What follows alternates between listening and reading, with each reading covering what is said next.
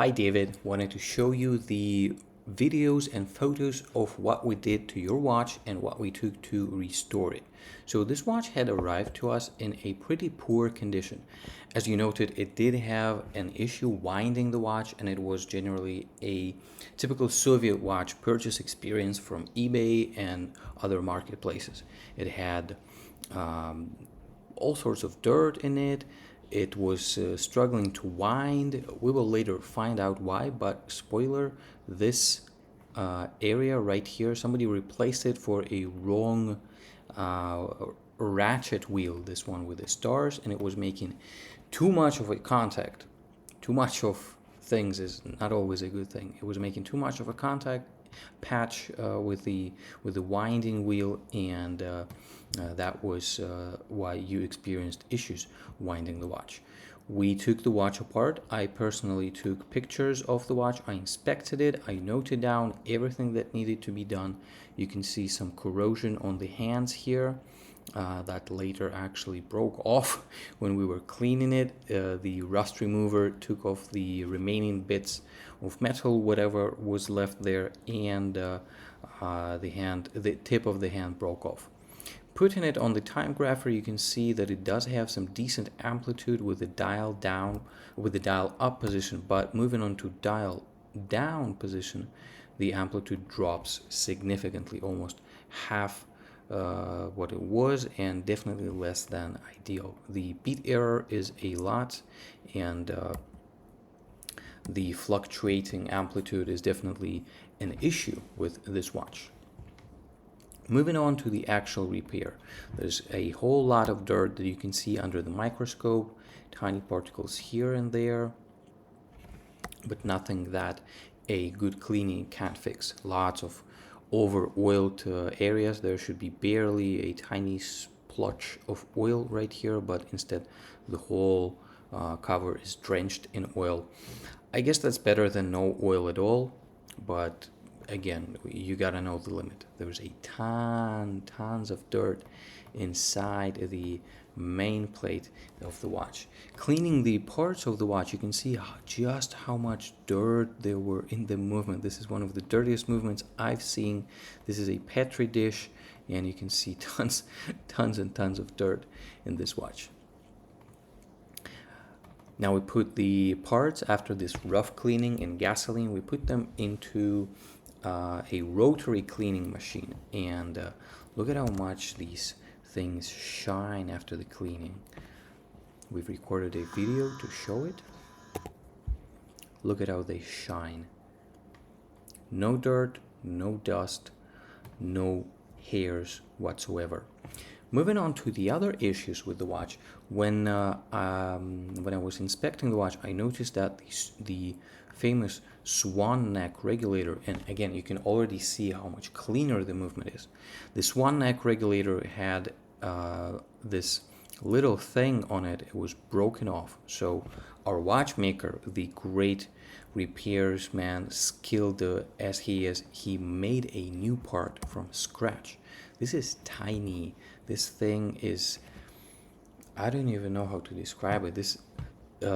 The part that he made it's like a grain of salt. It's that small. It's pretty tiny, and it sits atop right here.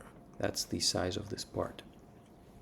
So our watchmaker machined it from scratch, installed it, and it was actually one of the easiest parts of the machining for this watch. You can see he cleaned the mainspring, put it in, oiled it. Now it has a lot of power and a little resistance in it. A clean mainspring, it needs to be clean inside. Even though it's closed with a lid, it needs to be clean inside. Setting the this wheel on a different wheel. It has this weird construction where two wheels are sitting on top of each other. Again, clean parts, and look at how little oil there is compared to the other part earlier that was drenched in oil. Also, no dirt in the main plate of the watch. Let's compare it to how it looked like. I think that's a huge improvement. And here's this too much of a contact patch when you are winding the watch. The watchmaker took the ratchet wheel, put it on a lathe, how do I say this in English, and took the edge off this thing, and now the contact patch is proper, not too deep. It was deep before, and it was literally jamming the gears. Like, they should move like this, but the gears were too jammed and they had trouble moving.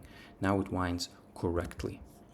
Assembling the watch in the correct order, we noticed that it did have an issue with the balance. And here where my watchmaker overdid himself. He took the balance off and he spent several days fiddling with the balance, trying to adjust it properly, because it was still running too fast. I suspect that's why they broke off the regulator. So this swan neck regulator, the grain of salt thingy that the watchmaker machined, they took it off. So I suspect because the watch was running too fast and they didn't want to regulate it properly with balancing the balance wheel. So they broke off the regulator so that it could give them greater movement area, and they could adjust the watch past its engineered limits. So they broke it off because it was running too slow. I just realized that's probably why the swan neck regulator was broken. So my watchmaker, he took off the balance, he balanced the balance, and of course one more issue with a 60-year-old watch. You see the hairspring, it is attached with a stud to the balance cock, and this stud is secured with a tiny little pin. Again, the size of this balance is I would say it's almost smaller than a 1 cent coin.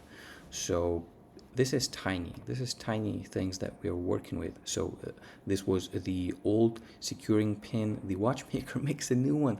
Look at how small this thing is. Smaller than a match head. Holy smokes. I'm so proud of these guys. I'm so proud to have found these watchmakers who are doing an insanely good job, who are giving these Soviet watches the level of attention and care that these watches and you guys deserve. So the new stud that he put in, he machined it from scratch and he sets it in. This thing is freaking tiny, smaller than a match head. Holy smokes.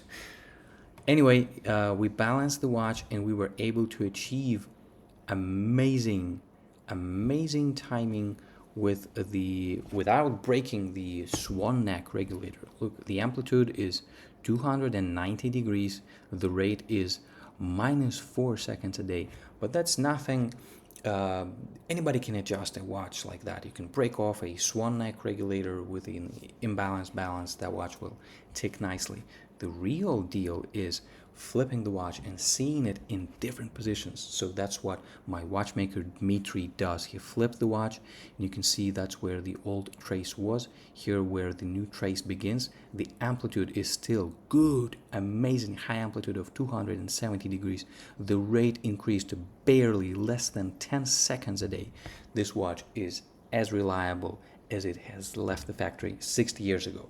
With this restoration with Swiss oils done by not a Rolex team, this watch is reliable once again. This is better than it was, better than it had ever been, than it left the factory, and of course better than it was with these stupid, quick, silly repairs with breaking off the regulator because you don't want to do a proper adjustment job. So the watchmaker did that, and the watch is now basically better than it ever was. I'm excited to ship it back to you and for you to see how this watch runs and feels, and let me know your thoughts about how it compares to when you first got this watch off eBay and how it actually looks like right now after a proper restoration with Swiss oils.